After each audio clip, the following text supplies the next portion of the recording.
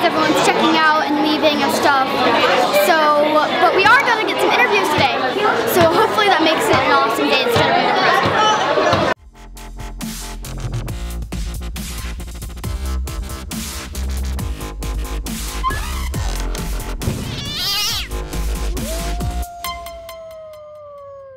So we're about to sit down for our interview with Jessica, and I'm super duper excited, but I'm also a little nervous.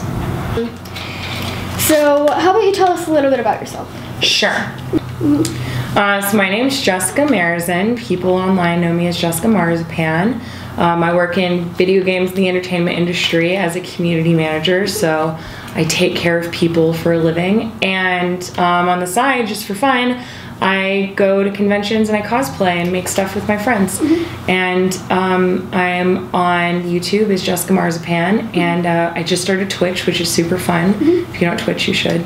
It's a fun time. Yeah, I want to start doing Twitches eventually, but I have no idea how to work with things. Our first live stream is probably just going to be a technical difficulty stream for like an hour. Twitch is super easy. I can talk to you about it if you want anytime. Yes, that would be helpful to know how to do Twitch. Of course.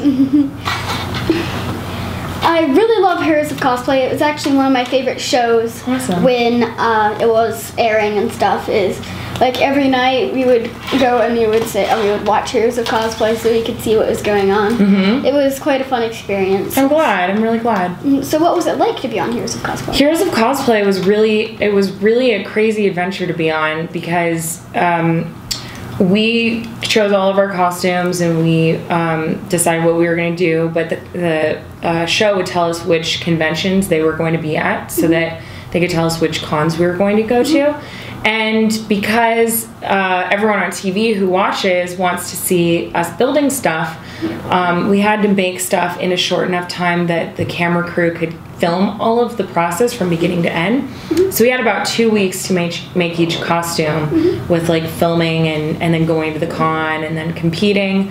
But I met a lot of new friends on Heroes of Cosplay, and I got to travel a lot, and I got a lot better at my cosplay skills because I had to make things super quickly and compete. And I think it helped me understand competitions more, because I'd competed before, but it had always been just for like compete to win an award. And then after I started doing Heroes of Cosplay, I realized that competing should just be for fun, and it should just be to go and be on stage, and so that everyone can see your costume and you can meet new people and have a good time. And I think that made costume contests a lot more fun. And you are actually one of our favorites on Heroes of Cosplay. Oh my gosh, please, you're so sweet. We were recently rewatching it, and yeah, you're definitely one of our favorites. You're very cool. You're one of my favorites. Thanks. So you obviously traveled a lot in Heroes of Cosplay. We're already getting pretty tired. It's like 3 days and it's only here. Like, I imagine it must be pretty tiring traveling a lot for the Heroes of Cosplay stuff. Yeah, we would get in, well, we would be making all the costumes, and we would be making the costume up until we were in our hotel room. And we would usually leave like a day before the costume contest, and then they would kind of film us doing stuff, making our costumes and things. And then the day of the costume contest, we would wake up, they would film us getting into costume. We would have to go to a suite in the hotel room where they had a big green screen, and we stood on this, it was like a Lazy Susan, it kind of spun around, and so they could get a shot of us in our costumes. So we had to do that before we could go to the costume contest. Then we had to go register for the costume contest. Then we had to wait for the costume contest. And then after the costume contest, they did interviews with us to find out like how we did and what we thought. And then the next day, on Sunday usually, we would go back to the suite with a green screen, and we would do a turnaround on the Lazy Susan and us in normal clothes, because one part of the show is them like morphing us into costume. And then we would pack everything up. They might have like a few last interviews or things they wanted from us, and then we would fly out on Sunday. And we did that like four times in the span of a few months. And it definitely taught me that like doing cons now like this, even though I'm tired, definitely know how to pace myself, and I feel like a lot less exhausted than I used to going to cons. So if you were asked to be on Heroes of Cosplay again, like if it was going to start airing again, if you were asked to be on it again, would you do it? I think that if it fit in my schedule and I was still able to like do my work, because I always had a day job, so I had a day job, and then I also did Heroes of Cosplay, and then I also had a business on the side. So if I could fit Heroes of Cosplay into my day job so that I didn't have to stop doing what I love to do, I think I would definitely do it. I would want to make more costumes with my friend Chloe. She and I have become super close since the show, and she's like the nicest person ever. She reminds me of you a little bit. Thanks. So a lot of people, including me, have actually not really hand-stitched their costume from scratch, but they got all the pieces and then put it together. And some people are kind of against that, and I personally think that no one should really be against that. It still sort of counts as making it. Plus, you should be proud of what you made. You got all the parts for it, and you've looked for the perfect parts, and you found it. And a lot of my cosplays, like even my P2 cosplay, we pretty much got everything separately, put it all together, and then we sewed on a few buttons, and that was that whole outfit for the P2 cosplay, not including the tail and the ears. We made those. But I personally think I'm against the people that are against not hand sewing your cosplay from every little stitch. I still have cosplays which we've sewn and made, but I also have the ones that we haven't sewn and made, and we just got the pieces for it, and I'm still proud of both. So what do you think about people being against that? I think it's really silly to tell people what they can and can't do in cosplay, because cosplay, it's not like flying an airplane where there are rules, and if you don't follow the rules, you're like gonna get people killed or anything like that. Cosplay, everyone's doing it for fun. There are a few people, very, very few people who make like a full-time living on cosplay.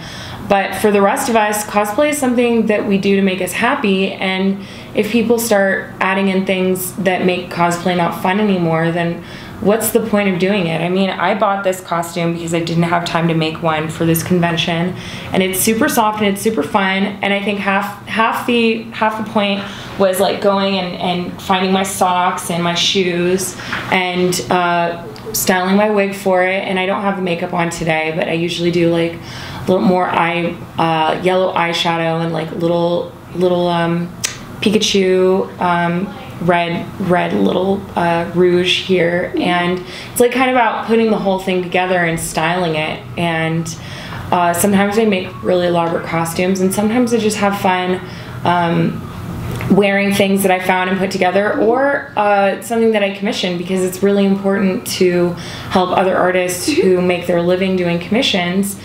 And if I said like, oh, you should make every single costume yourself, well, then all of those people would be out of jobs.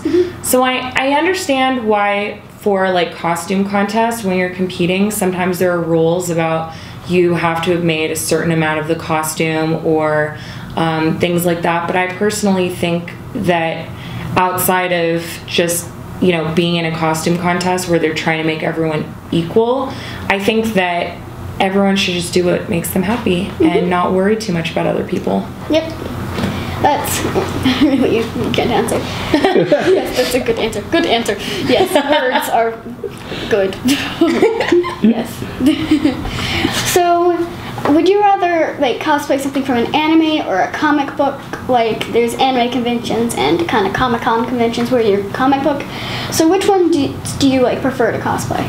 I prefer to cosplay as anything that I get really just enchanted about the character and the series. So I've done cosplays from video games, from movies, from like TV and comic books, and I guess if you count like Pikachu and Pokemon as anime, I've done some anime costumes. I haven't gotten as much into anime because it just seems like there's so much. It's like almost with comic books where you don't know where to start, but luckily Marvel keeps making movies, so it kind of is like, start here with the Avengers. Everyone's like, oh, okay, I understand that. My mom understands the Avengers. But like anime, I feel like there's not that kind of entry point into anime. unless I guess you count like Pokemon and Sailor Moon and things like that. So I'm gonna make a human Luna from Sailor Moon for Anime Expo. But I haven't done too much anime costumes. I tend to like things like Hamtaro, so I should do a Hamtaro costume. Oh yes, that's not cool. I've watched a little bit of people play Hamtaro. It seems fun. So, like you said that there's not really an entry point for anime for you. When I started first watching anime, it was the Studio Ghibli movies, like Totoro and stuff. I love Totoro, Yes. and see, I guess I do know more about anime. And Kiki's Delivery Service, Yes, and Kiki. I do a Kiki cosplay. the castle. Howl's Moving Castle. And then the other one with the little girl and no face. Which one's that one? That's Spirited Away. Yeah, Spirited Away. That one's my favorite. Spirited Away. Yeah, all of his movies really, really good. Yeah. So those movies were basically my entry to anime, and then there's just so many good shows. So yeah, there's a lot of good anime shows that you can find. Okay. Our favorites are Bleach, Sword Art Online, and Hunter x Hunter. Okay. So those are pretty good ones. All right. That you can start with. Okay, I'll start with those. Yeah, those are pretty good. And then I'll ask you for more recommendations later. Yeah.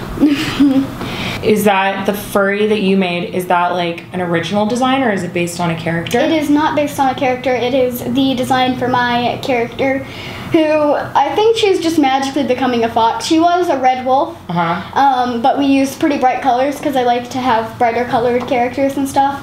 So I don't know if it was even possible to find kind of a darker burnt-y orange color for it. So it's supposed to be a red wolf, but everyone starts calling it a fox. So I guess I can see both. Yeah, it might even be a red wolf fox hybrid thingy-jigger because that can work. It's a magical creature. Yes, it's magical, and that's the thing with suiting is nobody judges what your character looks like. Like, if you actually have a fan character, especially if it's a fan character from sort of book, then it's a definite no-no unless it's natural in the book to have brightly colored pink and sparkly characters, because that's a big red flag for being a Mary Sue if you have bright colors and everything. Really? Yes.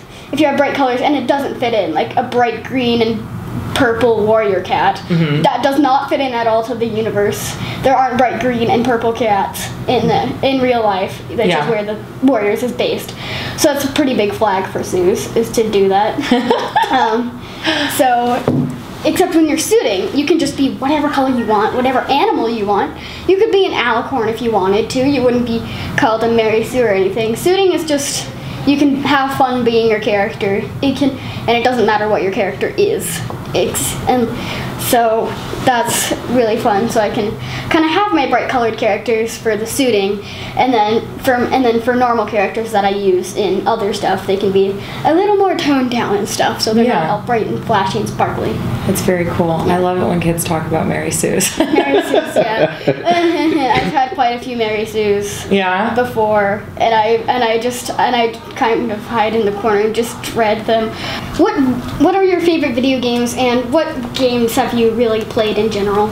So my favorite video game franchise is Legend of Zelda. I have a Zelda tattoo, the Triforce and the Master Sword. I love Dungeons and Dragons a lot, which is more of like a role-playing tabletop game. Yeah, I have some sort of a Dungeons and Dragons thing. It's called Druidon. It's a creative writing Skype class. Oh. So you have to write, and each word you have gives you a single coin, like a penny basically, in there. So if you write lots of words, then you get lots of money to spend in the in-game shop and get your stuff. That's cool. So you have to write to play the game also. You have to have at least 100 words to play the game at all. And the game's really interesting and fun, and I have a lot of fun writing it. So it's basically Dungeons and Dragons, but with writing included into it. I'll have a look into that. That does sound really cool, and it sounds like it would help you get better at writing too. Yeah. You're kind of like me then.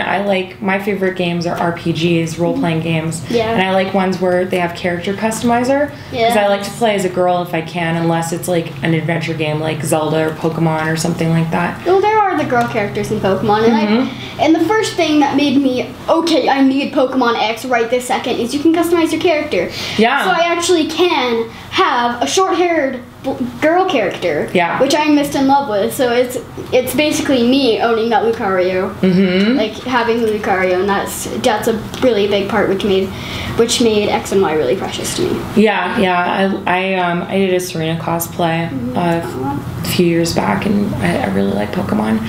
And I just love RPGs. I like Skyrim. I like BioWare games. Pretty much anything that BioWare makes.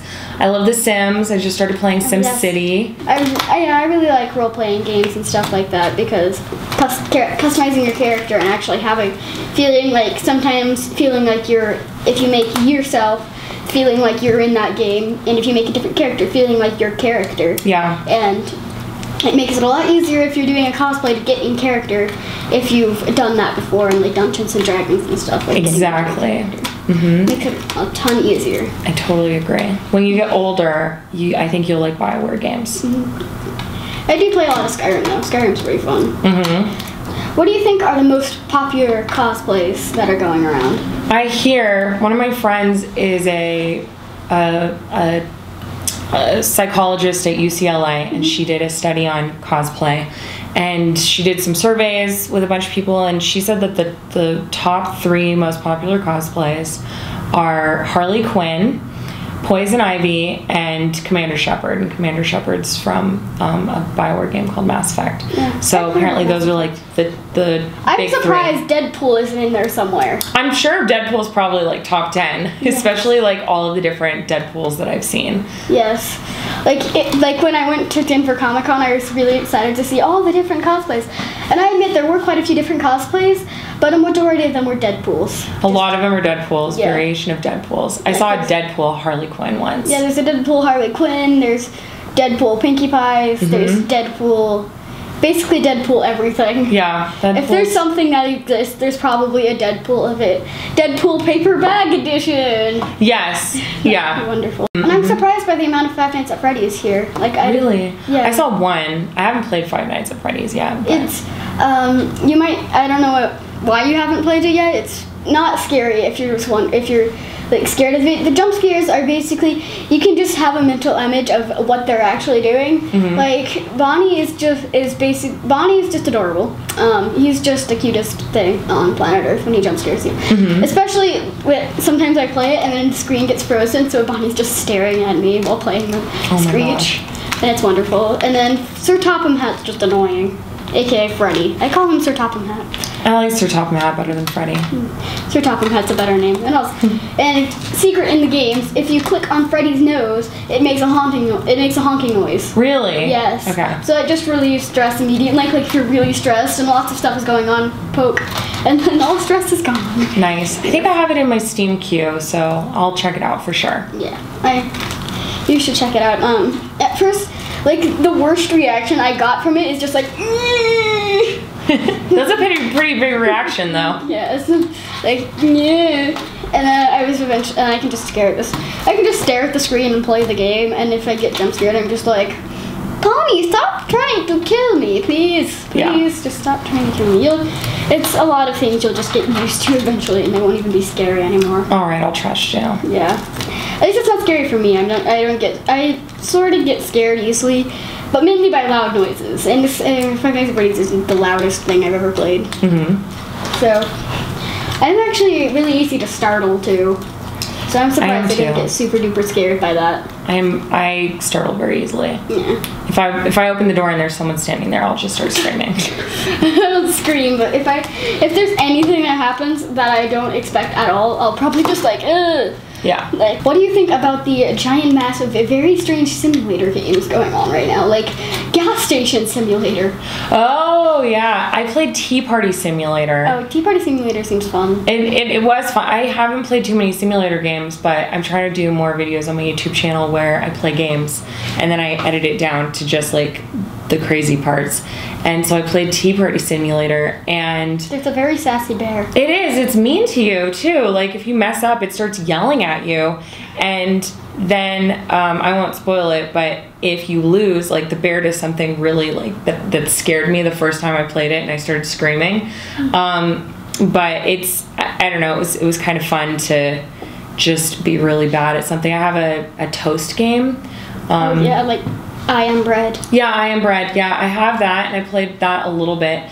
And I just like started finding all the geometry parts really annoying, and like I couldn't figure it out in my head how to make it go where I wanted it to go.